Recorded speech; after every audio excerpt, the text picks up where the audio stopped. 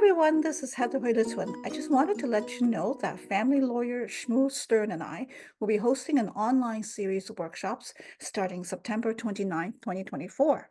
These workshops are created to provide essential practical knowledge to those who are new to the family law process in Ontario, such as individuals who are considering separation and divorce, as well as articling students and LPP candidates.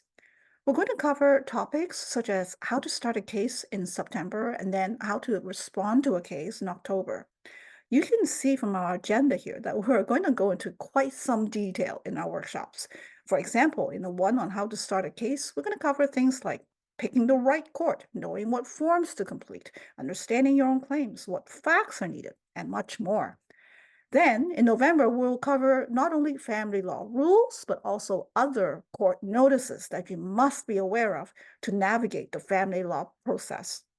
In December, we're going to get into how to complete your financial statements. And last but not least, in January next year, our workshop is going to be how to prepare for your first court appearance or case conference. So don't miss out on these super informative sessions.